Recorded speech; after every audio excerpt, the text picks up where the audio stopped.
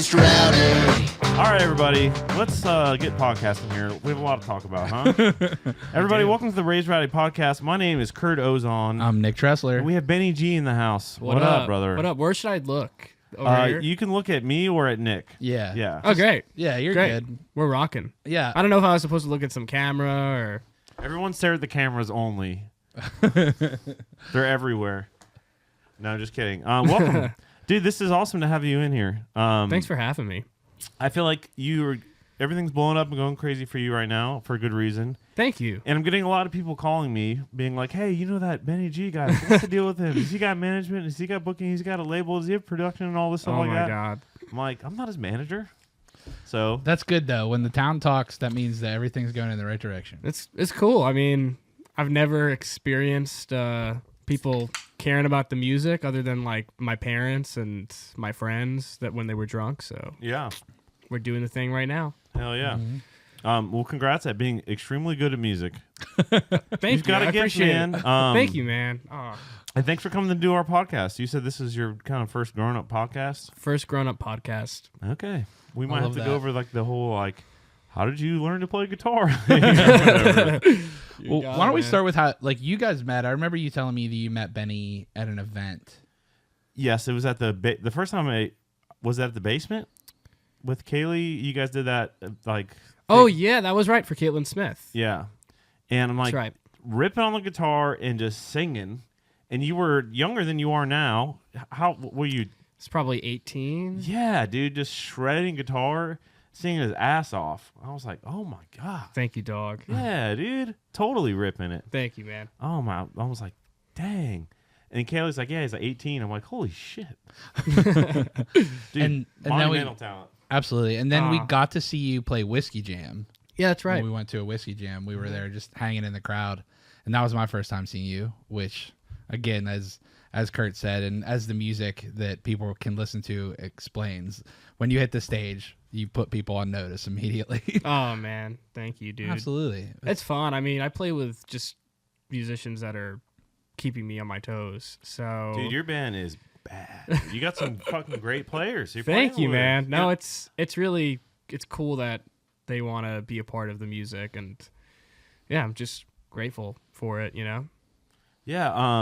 Tell us about the dudes in the band. I'm curious. Did they play on your EP? Yeah. Okay. We need to dive into that too, because I have a lot of questions. Of course, man. So cut the EP with Eddie Spear. Okay, I was going to ask who produced it. Okay, yeah. very cool. Eddie produced it and just kind of hit it off, and he's So, the man. and people don't know, Eddie's also produced Marcus King, Zach Bryan, Colby Acuff.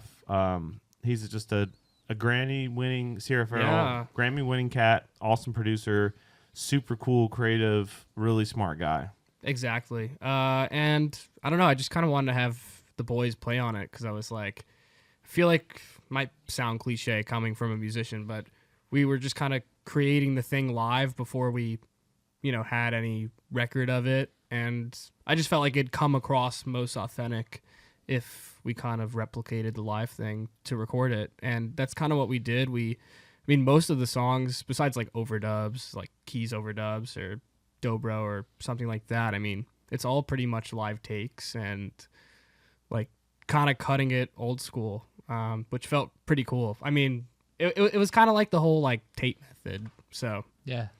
I love that. And honestly, your sound is a throwback, like thank you, it's- man. Yeah. Yeah, you can hear the soul in it. It's not just country; it's a little bit of everything. And so that old school mentality, it seems like you're an old soul. And Kurt and I were talking about the band. Your band is so good. That Thank it's you, dude. Super cool to get to have those guys in and feel a part of the project as well. Dude, yes. And that's, I'm sorry, totally did not say who's in the band right now. Yeah, but let's do it. James Bandini plays the bass. I grew up with him. Grew up 2 towns away from each other on Long Island. George Carnes, who is in the Corduroy Cadets, he's the man. And we just, so that it was really just George and James for that stuff. And we had Axel Cole play drums. But we got a new guy named Jack Dratch, and he is badass. What He's does he really play? good. Drummer. Oh, cool. He's really good. Just insane feel, Philly dude. So he got like the pocket and the soul, and I'm excited to play some shows with him. So That's great. Well, and speaking on that, I know by the time this comes out, you will have announced that you're opening up on the a tour. Why don't you tell us about yeah, that? so gonna be playing all the Ty Myers shows So coming up, and yeah, I'm super excited. I've never played stages that big. I mean, we're doing like Red Rocks and just wild Congrats, places. bro. I'm incredibly pumped, and on a few of those shows, Brent Cobb is also on it. So, Wow. I mean, I grew up listening to Brent Cobb and all the stuff he did with Dave Cobb, and I mean, it's totally like full circle. Pretty wild. Also, like some arenas in there. I'm like, God, so cool. And Ty's out. I Yeah, don't know if so you got we to were hang talking with before the podcast started. Is Ty is opening for us on Luke's Stadium tour now. Yeah. And he's great, man. Band slamming. And how would you describe Ty's sound? How would you guys say? It's kind of a bit John Mayer-y, but Yeah. in the country realm, like it has like a bit of like a Parker thing too. I think. Sure. I don't know. I'd say it's kind of like a marriage between those two things. Or I don't know. I mean, he probably listens to so much Sure. broader music too, but Yeah, I kind of get Parker and Mayer vibes. Totally. Yeah, to me, it's sort of like a smoother sound. Mm-hmm. You know, it's not as rockin' or something. You know what I Yeah, mean? 100%. And, but there's some soul in there. And I think like your music is just dripping with soul. So Thanks, man. it makes sense that you guys would pair together for a tour. Yeah, I'm happy he's having me. Should be chill, you know. Yeah, dude.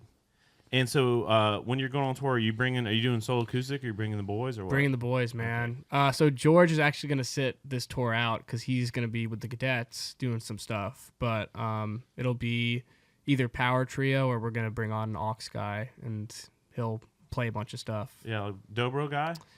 Not sure yet. Yeah. I've been thinking about it because a lot of this music has organ on it. So it would be cool to kind of, I guess, have a more like electric kind of live set, especially in these bigger venues. So having maybe a keys player would be cool. Also, aux guitar player. We haven't found our guy yet. So Gotcha. Okay, well, Get keep my to ear to see. the ground. yeah, for man, you. I'll let you. Oh, that would be sick. Thank Yeah. you, man. I appreciate it. I'll check my availability. Come I wanna on, come dude. play Red Rocks. Oh my God, man. Not that I'm a good organ player or anything, but listening to the record, it's like one thing that you've done. It's like your social media. I kind of hate talking about social media, but we have to because you're crushing Let's it. do it. Thank you. man. It's like you put out these videos and it's just you singing with these great players and it sounds amazing. And then I listen to the record and it's like it's not any different than the social media stuff. It's just like you have your sound dialed in. It's like acoustic, rootsy. There's some slide guitar, like you said, organ, pocketed. It's grooving.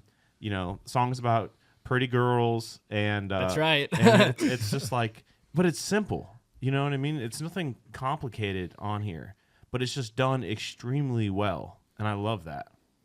I'm happy you like it. I mean, that means a lot, dude. I felt like with these videos, they kind of taught me something. A lot of the music I recorded in the past felt maybe a little too polished for my vibe, and people just started connecting when we broke it down a little bit, and it just made it all about the musicians playing and like the songs as bare as they could possibly be. So that just kind of feels, you know, the song. I mean, the videos are kind of that, and that's why we didn't really want to change anything because it just feels like people are connecting with that sound and vibe. Yeah, I think that's a great point. And honestly, when you hear your voice is doing the heavy lifting. You know what I mean? Like, that's the focal point when you're on stage or when I'm listening to this, project. It's the way you can make runs and, you can compare it sonically maybe to like some Stapleton stuff and things like that. Literally one of my heroes. So. Yeah, you can hear it a little bit, and honestly, there's not many people that can do Stapleton and do it justice. So it's cool that you can, like sonically in that vibe. But also, like you talked about, I think realness is so important right now. And, there's a lot of younger folks that maybe that's not the thing that they're putting out into the world. So I think the honesty and the realness of your music and what you're presenting is one of the things that makes it feel so that you want to like get on board with it. For me, at least. Yeah, it's crushing, man. I'm happy you guys like it. Yeah. Damn. So tell us the name of the project. Why am I blanking on the name of the project as soon as you say it? What was it again? Oh, When You Know, You Know. Well, there you go. It's a lyric in a song called I Got a Feeling. And I just thought it was, I mean, I wish there was some like deeper meaning behind it. I thought it was a catchy title. I was like, When You Know, You Know, it's could kind of, I guess it kind of applies to what the project's about, which is like every song kind of takes you through this chronological phase of a relationship, you know, from when it starts and everything's pretty to it all falling apart. And when you know, like, doesn't work out. But I also thought it was just a cool phrase. Sounds like a EP title. Yeah, EP's title. Yeah, and so we got 6 songs coming out, and this will drop on the 27th, I think. Is that right? Is that right, Courtney? April 17th. April 17th. April There we 17th. go. Well, congrats on the release if it's out then, whenever we drop this. It is. Okay. Well, perfect. no, the announce is out, but the album's not going to be out yet. Maybe that's what it was. Yeah. Gotcha. Sick. But I think that's a cool part too. Is like a lot of people try to talk about things that they maybe don't necessarily know. You know, so young love and the struggles that come from that. You know, that feeling that you get when you think you found your person, even when maybe it doesn't end up being your person. I think is so timely for where you're at probably in life. And as well as like your fan base of like what you're trying to build and the people that are going to attach onto your music. So I think that's a great thing to do and something that is just again going to make even more people like feel like they're a part of it as well. Yeah, man. I just hope that if there's any teenagers and people listening to this thing that are my age, they have a little something they could connect to. Yeah. You know? Be cool. I mean, I'm old and I feel it. You know, I remember those days for sure. Heck yeah, man. Yeah, nostalgia drip for everyone for sure. Yeah, yeah. Is there any specific girl that some of the songs are about?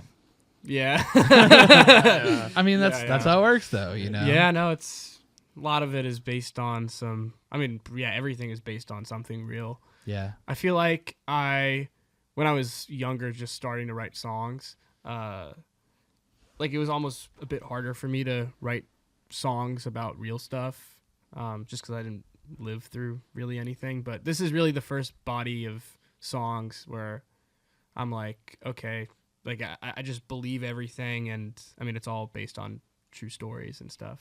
Yeah. How about co-writers? Yeah, I mean some legends. Let's see here. Amy Wadge, who like straight up wrote like Thinking Out Loud. I wrote I Got a Feeling with her. She's the best. Thinking about the other songs, Pretty Girls, Benjamin Francis Leftwich. He's done a lot of amazing work. He's done some stuff like the 1975. Oh, cool. And, John Green, who's a genius songwriter, producer. Trying to think of. Is other there like people. a lot of folks like out of the country genre? A lot of folks out of the country genre. Yeah.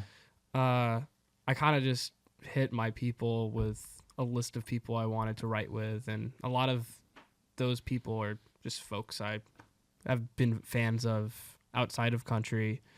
But there's also people, I'm trying to think of Derek Sutherland, who's written a million amazing country songs. The one song I wrote in Germany with this German dude named Tillemann Locke, and we were pretty, I don't know, maybe I shouldn't talk about being drunk underage, but it's a Raised Rowdy podcast. we were pretty drunk in Germany, and we were sitting by a river, and I think we were like eating Subway or something, and wrote the song. Subway Yeah. when drunk is like Yeah. clutch. I think you can start drinking in Germany when you're like 13 or something. Yeah. So. Oh yeah, I was just over there. I'd see like little kids just ripping it. So Brutal. Were you gigging over there or what? yeah, we did the whole C2C thing. Oh, how was that? It was really cool, man. I just didn't think people over there really cared a lot about country music and stuff in this vein, but I was proven wrong. A lot of people at these shows, and they were listening. Like especially like coming and doing like a lot of college shows and stuff like that. A lot of it's very rowdy. I mean, Raised Rowdy. Mhm. Yeah. But it's like being in listening rooms, like they're silent crowds, and I was like, there's something pretty endearing about that. Just playing, especially the softer songs, resonate really well. I remember being in Europe somewhere, and we had Ashley McBride singing "Girl Going Nowhere," and then the whole crowd was just like dead silent. And then like after each chorus, everyone would clap, or she would say like a certain word, and everyone would be like, or like when she goes, and and the band kicks in, and when the band actually kicks in during that song, I'm talking about the 2nd verse, they did that, and you could just feel the room get goosebumps. Wow. Because they just listen, they just are like so attentive of everything. It's great. And so was that did you do the thing where you're like in Dublin and in London and We just did the Berlin and London ones. Yeah. And then we supported the Jack Wharf band on all their shows over there, which was really fun. We did Dublin with them and Glasgow and Manchester, and they're so good. I mean, they got that whole like bluegrass vibe going on right now. Mm-hmm. They're the best. Hell yeah. And who else was on the C2C stuff? Trying to think. Big names. I know Ty did a lot of that stuff. Okay. That's actually where I first met Ty. I mean, I was gonna ask, is that how you got the tour? He just like followed me on TikTok one day, and I sent him a text. I'm like, dig your stuff, and then we were just like chatting over there for a little bit, and then just randomly I just got an email that he wanted to have me open for him, and I was like, yeah, absolutely. And we just met for the first time over in Berlin. It's so neat. Bro, Ty's star is crazy right now. It's just, I feel like there's a lot of people that are maybe my age or older, I'm 38, that are like, oh, who's Ty? I've heard his name a lot. And then there's a lot of people who are like obsessed with Ty Myers. Like he's got a crazy fan base. It's wild. I mean, even just being in Europe and seeing all the people just like, he was like the Beatles over in that festival, Wow. People just really into it, and he's so talented, so makes sense. Yeah, we got to see him at Calf Fry last year, and he was playing pretty early in the day. And I've never seen a festival crowd that was there that early singing that many of the songs, and it's just all like that demo, like the younger folks. Yeah. It was crazy. And I was like, well, that's a good sign. It's wild, man. Yeah. It's so cool to see that too. It's just building a fan base. Again, like there's, with the way social media works now, and there's no, often in country music space specifically, you'd see it like a 27 or 28-year-old guy would like get their shot, right? Now you can take yourself to the front of the line, by posting great content and having folks on TikTok demand shows, things like that. It's kind of wild, the amount of like freedom, and you could connect with you can connect with the whole world on your phone now, which is just crazy. It's wild. Yeah. Didn't you sort of like have like your own page and then make like a second page or something? And Yeah, that's kind of how the whole Benny G thing started. Tell us the whole story of that for those listening at home that don't know. Yeah, so I actually was signed by Sony like way before the Benny G thing. And it, like, no like hate or anything, it just wasn't really working under my own artist name. Like, just wasn't playing a lot of shows, didn't have a lot of social media things going on, and I don't think I really dug my heels into it enough, to be honest. And the music wasn't as cohesive too. It was like all over the place. I'd have like a folk song, then I have like a rock song, then I have like a country song. It was just everything. But I was a lot younger, so you're probably 17 years old. Yeah. But I have 2 albums under that name that are still on Spotify and everything. And that's crazy, dude. That's awesome. Thanks, man. And then I was just kind of antsy, and I was wanting to make things happen, and I got like this, like, I think this is the first time I'm ever telling this story on like any time at all on the record, but I got a coffee with my dude who works at Sony, Nathan Thomas, and we both kind of had that vibe, like, okay, something's got to change right now. Like, we got to do something, make something work, because I'd been signed like 2 years at that point, and was just wanted to make something happen. And he's like, you should just start an account and just sing and play guitar, and don't make it about like something cheesy or like lip sync things, or just like play the music, make it about the music, and just give it like a silly name. And I was like, okay, maybe I'll just like call it Benny G, because my mom used to call me, I mean, she still calls me Benny, and that's kind of how my family knows me. They call me Benny, and G just being the last initial. And I just started that page called Benny G Sings, and like that's how I kind of decided to do the whole rebrand and everything. From It's that, like a fresh slate. Fresh slate, 100%. I'm 100% blessed that I got coffee with Nathan that day, or else I'd probably still be Ben Goldsmith, and I don't know if any of this would be happening right now. well, it's a, like you said, fresh canvas on which you can build that, but also it probably felt like you kind of got the reins taken off too. Like you got to be a little more yourself, or get to do the thing that absolutely. you love to do the most, the music. Absolutely. I always thought like social media and just doing things that weren't the music. Like I always thought of it as like a battle, because I was like, I just want to play shows. I didn't get into it for any other reason, just because I love music. And I feel like as soon as the Benny G stuff happened, I stopped trying to be something I'm not, and rocked with the music and made it about the music 100%. It all clicked a little bit more. Yeah. I love that.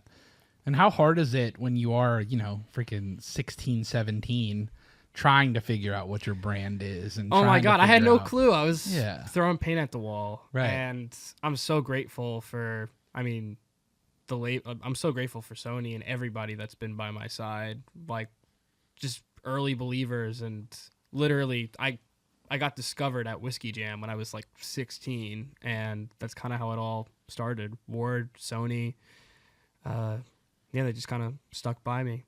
I love that. It's so cool too. Like Ward is such a great ambassador for new music, young artists that are performing, and it's super cool to hear that. And then getting to see you crush when we got to see you play. So You had already, that was not your first time playing this. No. Years before. I played that, I guess, right before I got signed. That was like 20, may have been 2022, 2023. That was the first time I played Whiskey Jam. And yeah. I think the first time I played Whiskey Jam was like 2013. It's been around. It's been around for. Oh yeah. The forever, Losers man. set up. Yeah. Yep. Back in the old so days. Cool. I hit it just at the end of it. Yeah. This is so cool though. Yeah. It's cool now though. Oh man, Absolutely. I used to play that with Luke all the time. Mm-hmm. That was probably my first gig ever with Luke, was at Whiskey Jam. That's crazy. Yeah. And their production's so good now. Yeah. Oh yeah. Backdrop and everything.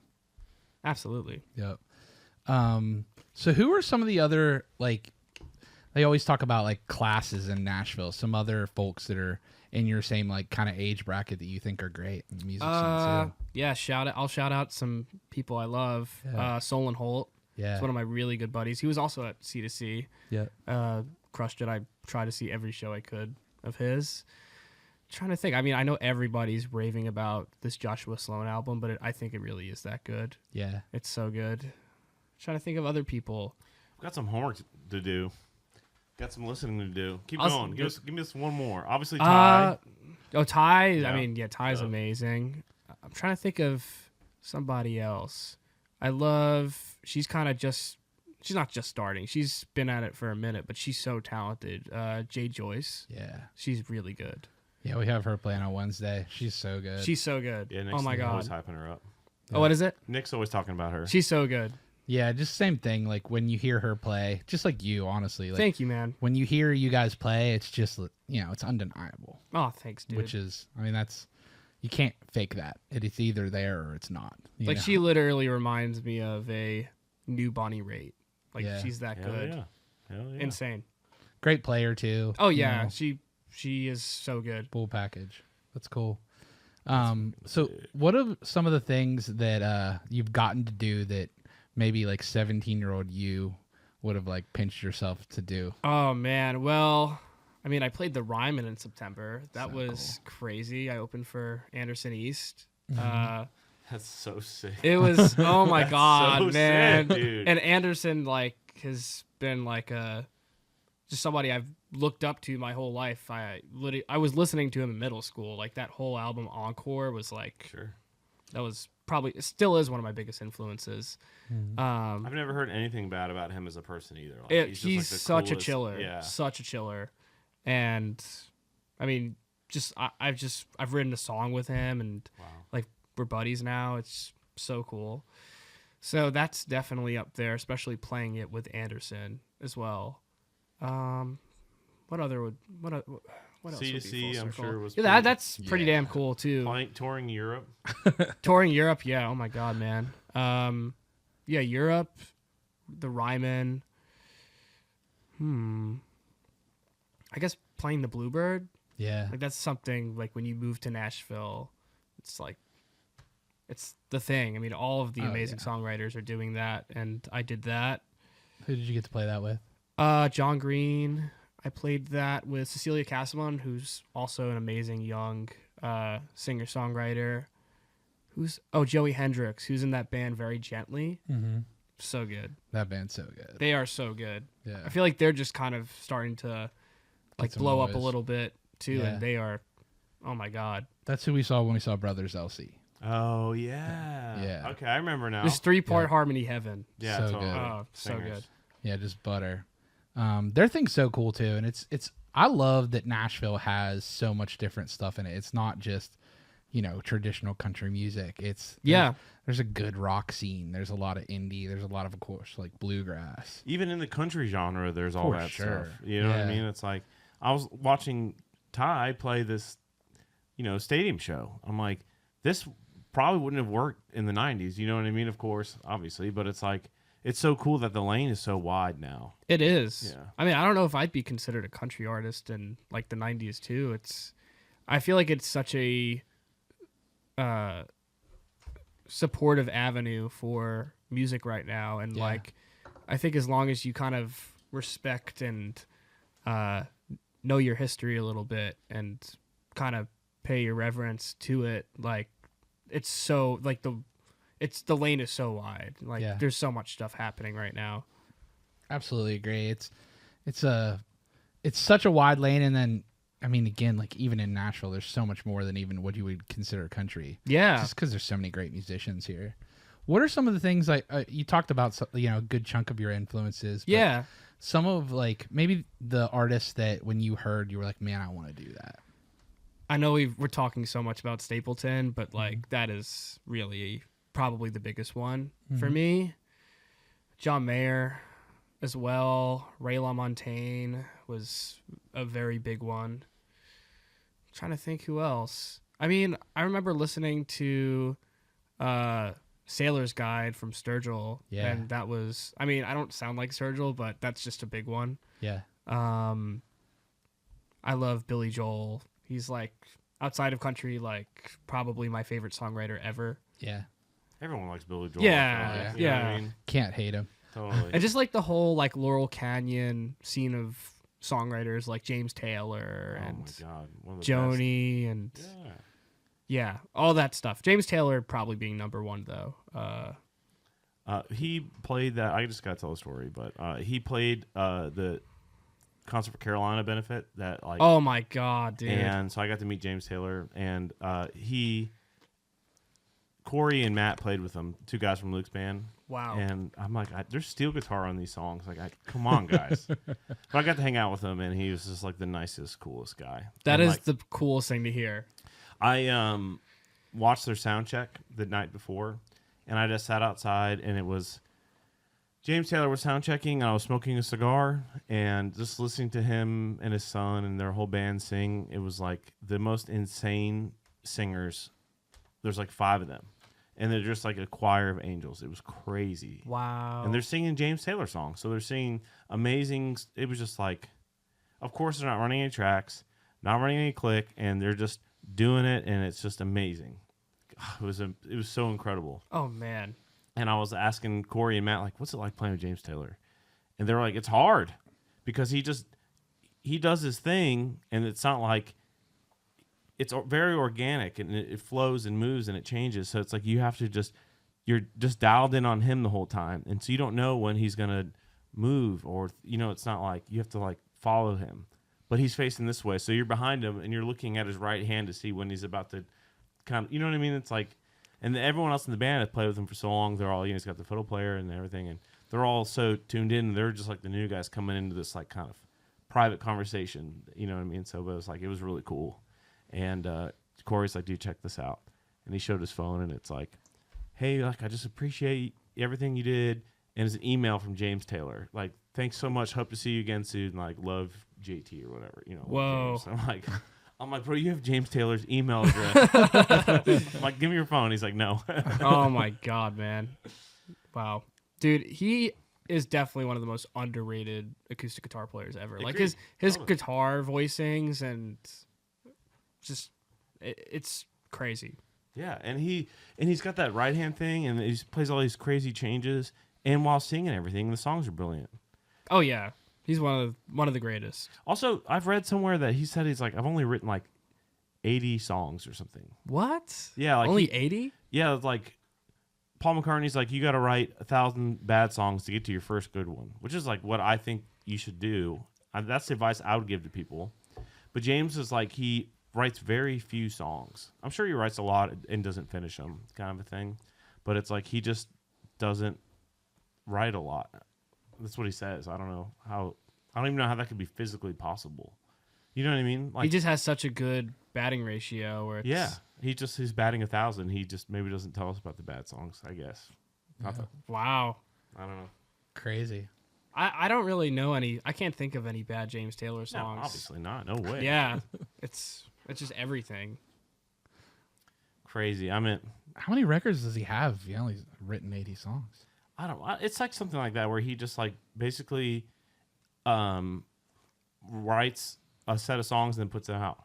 It's like Bailey Zimmerman. Like he wrote one song, put it out, and went viral. He got a record deal. He wrote a second song, and it was his first number one. His second song he wrote. Whoa. I'm like, what? The second song he ever put out? Yeah. So he wrote one song, and I can't remember the name of it right now. And the second song he ever wrote was called "Fall in Love," and it was his first radio single and went number one. That's absurd. Yeah. Yeah. And then he put out, I guess, "Rockin' the Hard Place" was his second single, I think, which is like he just cut that song. No, he had a second song that, I don't know. Anyway, but it's kind of a similar thing where he just... Only the hits. Yeah. Which is a good way to do it, I guess. I don't know. Yeah. How old were you? Like, because we haven't been on a podcast before. So, like, how old were you when you started, like, really playing music? Like, at what age did your parents get you rolling on Give that? you the whole spiel. Yeah. Spiel us. I'll spiel you. Fucking spiel. I kind of grew up in a musical family. Like, my grandpa conducted big bands and played saxophone and every woodwind you could probably think of, and would do a bunch of like wedding band gigs, just a lot of privates, stuff like that. Very New York. And my mom was like, she is an amazing violin player, and she was like kind of on track to do the whole like Juilliard thing and like Send being in like some crazy symphony one day, and she just kind of fell out of love with it. So she's a lawyer now. But hate when that happens. Hate when that happens too. I still bug her sometimes to like, hey, do you want to like film a video with me? And she'll pick up the violin. Was she cool? Yeah. I actually got her to record a part, which was pretty cool. On the record? Not on this one. Maybe I'll get her. It's like an unreleased cover. I was gonna put out a while ago a cover of What a Wonderful World during the holiday time, but it just didn't happen. But she played on that, so maybe it will see the light of day at some point. I'm hearing like myself a little bit, but it's like a buzz. Yeah, it's chill. And then is your dad a musician also, or what? He's like a hack musician. Like he loves like REM and like plays some bar chords here and there, but nothing crazy. Like Gotcha. he loves playing like Green Day songs and anything on like a cheap Squire, and he's tone deaf, but it's great. Yeah. But I started when I was 6. I actually got violin lessons. Actually, before that, when I was 3 or 4, my mom like tried to get me to do the whole violin thing, and I was just like the worst kid ever. Like, gave this violin teacher like a heart attack pretty much. But she was like, he has perfect pitch, so you should help him out. My next question. Do you have perfect? I do. I'm not surprised.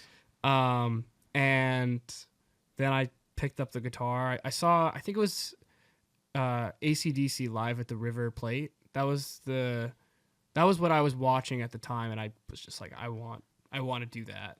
Yep. And that's what I wanted to do for a while, and I didn't have any hopes to be a songwriter or be a singer or do the country music thing until I was maybe 13. I was in tons of like garage bands and like would just play street fairs and play like blues rock songs and heavy rock songs, and it was great. I was just in love with playing rock guitar, and then at some point my mom was like, okay, like this is all great. I'm happy you love rock. I'm happy you want to be a guitar player, but if you want to be a serious guitar player, like you got to learn some jazz. You got to do something to kind of expand your palette a little bit more. And I am very thankful she did that. So I did some like pre-college programs at Manhattan School of Music and Manus. And yeah. I was maybe 13, 14, with just learning like Charlie Parker songs and like Herbie Hancock songs, just anything in the real book, and was just shedding. And then I'm totally going on a long-winded thing here, but then I studied with John Mayer's guitar teacher, Tomo Fujita, for like 2-3 years. And In Boston or where at? My parents would drive me from New York to Boston every Sunday for like 2-3 years. And then, yeah, I mean, just best parents ever. Yeah. And, yeah, dude, it was just, I learned so much I probably learned more about music in those 2 to 3 years from Tomo than like I ever probably will or did. And then the songwriting hit. Okay, before we go into songwriting, I went to Berkeley. I don't know if you knew that. Oh, damn, I didn't know that. Yeah. But I didn't study with Tomo. But what's it like working with Tomo? He is probably the most talented musician I have ever met and will ever know. He's just complete, like, discipline is like the whole thing. So I would like play a chord progression and he would be like, well, you picked like the B string a little flubby. You should just try it again. And like, then we would spend like an entire lesson, like playing like a Marvin Gaye chord progression. And he would find every little detail about like the way I'm strumming to like the way I'm holding the guitar to be like, you know, no, you shouldn't do that. You should play lighter. I don't know. Everything mattered. Oh yeah, it was all about touch and feel. But yeah, it was crazy. I had one of my teachers at Berkeley, and because I was like really into like studying jazz and stuff too, and I was like a metal guitar player, hard rock guy, and he was like, "Yeah, man, you don't have the touch." And I was like, yeah, I know. Like, for me, touch wasn't a thing. Like, I just didn't soul. And he's like, do you ever just like play the blues? I'm like, yeah. But in my head, I'm like, no. You know what I mean? Yeah. It wasn't something like I was just completely like tone deaf to it because I was like playing Dream Theater songs. You know what I mean? Dream Theater is awesome. Yeah, I know. But like, there's a lot more like chicks going to a Benny G show than there are a Dream Theater show. You know, even if Dream Theater's playing arenas and you're playing clubs or whatever. You know what I mean? And it was just like and then I had a teacher that told me that, and it was just kind of like this eye-opening thing of like, I don't have this in my playing. Like the tone. It's like I just kind of just played whatever guitar I owned. You know what I mean? It's like so important. That's awesome that you like got into that so early. For me, it was like I was already basically graduated from college studying music before I like really even like got into that kind of stuff. And then it's like you're playing on records that are your own and doing your own artistry thing. It's like that's the stuff that matters so much. You know, no one cares about Dream Theater when you're cutting a country soul record. You know, very cool. Anyway, thank you, man. I was always curious what it's like because I know Tomo probably gets a lot of students because he famously taught Mayer. 100%. Yeah. Mayer has a huge respect for him, so there's probably a good reason why, you know? No, and he's just like the most humble dude ever. He's complete sensei vibe. Yeah, and whenever I'm like, doom scrolling, and I see some guitar player playing something incredible, and then Tomo always writes like, "Great playing, like you have a light," or something like so. Yeah, he's something. just got such great vibes, like no vibes. You know what I mean? It's just great happiness all the time. That's 100% him. He's the best, man. Very cool. Okay, so then you started getting into songwriting at some point. Yeah, so actually around the time I was studying with Tomo, I started getting into the writing. And yeah, it was kind of around the time I discovered Mayer and Stapleton, like right around the same time. My mom showed me that clip of Mayer playing Ain't No Sunshine at Crossroads. You guys know what I'm talking about? And then I saw that whole Stapleton Justin Timberlake thing. I think it was at the Grammys, the video of CMA that. Awards. CMA Awards, yeah. And I was like, who is this? Like, The whole entire world was like that. Yeah. Everyone in Nashville, we were all like, "Oh, cool!" Like we all knew, like we all had the Traveler record. It's like it sold 10,000 copies, and they were all in Nashville. And then that happened. Then he sold 100,000 copies, like That in the is next sick. week. Yeah. But yeah, I found those videos around the same time, and I was like, okay, I want to do that thing for sure. And I was writing and I think this is around the time COVID happened as well. So I kind of made a pact by myself to, like I was in all these bands at the time, like nothing was really going anywhere. And I was like, okay, if there's one thing I'm going to do, if this COVID thing is really happening right now, I'm just going to try and come out being the best songwriter I could be. So I wrote a song like every day, and they were terrible. And I also learned Logic at the time and was like learning how to produce like terribly. But, I had all like the free MIDI sounds and was just going after it. And yeah, I think by the end of that, I really was not as bad. I think I was still a bad songwriter, but I wasn't as bad. And then I started from there. I started taking some trips to Nashville, like playing like the Commodore Grill. Oh my and God, like, brutal. Yeah, you know. Yes, I played Commodore with Luke before. I think. Oh wow. Or like maybe we went and like Rob played, and we all just were drinking beers. How would you, for the listeners at home, how would you describe the Commodore Grill? There's like 5 old people. No, I love my old people, but it's just when you're 15, it's you want to see a pretty college girl, and was not that at all. But it's sort of like the bottom of the barrel of the Nashville songwriting community. Sometimes I would say that it's like where anyone could go and play. So sometimes you'll get a Rob Wilford or a Benny G, but sometimes you'll just get some people, and it's just like they're playing Sweet Home Alabama. Like, this is a writer's round. Like, what are you doing? Yep. Yeah, and there are definitely a fair share of characters. And then what's the lady's name that like runs the sound, and she will sing harmony over your song from front of the house? I think that may have happened Yeah. during mine. Yeah.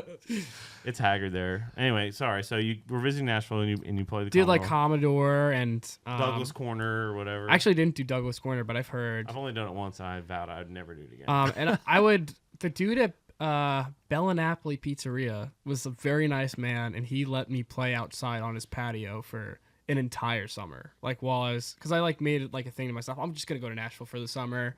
My best friend who plays bass in the band is a few years older than me, and James, who I was talking about, he was down here as well, so hung out with him. And yeah, man, I just kind of took it on. Bella Napoli. Would play there every Saturday. I did the Corner Pub every Sunday, and I would do the Commodore Grill.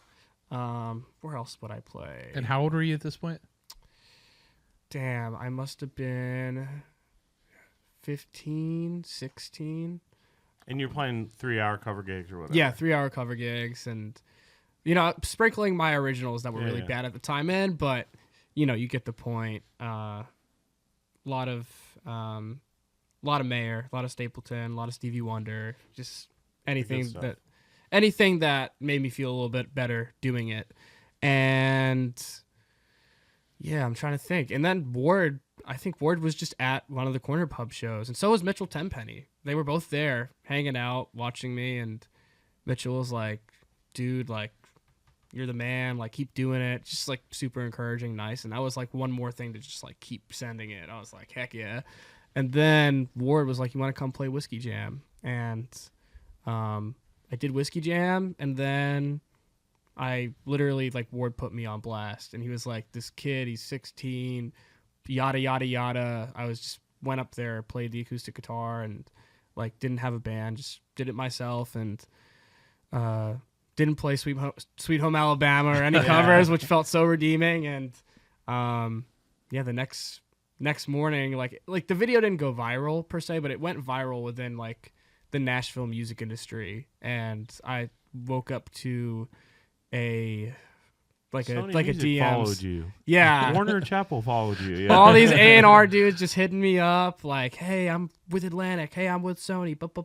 And then I just took a bunch of meetings, and I didn't know, I was like, well, I just didn't know if I was going to take a record deal, because I was like, am I ready for this? Like, I didn't really have a vision or didn't know what type of music I wanted to make or anything, but I knew I wanted to do this for the rest of my life. And the Sony Nashville people were like, we're just going to be super careful, and like, we just believe in you, and we know at some point, like, we just think it's going to all work, and we want to just put in the work with you. And I was like, just super taken aback by that, and signed my deal with them, and that's the whole story pretty much. So cool. Damn, what a crazy ride. I know. And Already. You're just starting, I know. of course. Hasn't even played Red Rocks yet.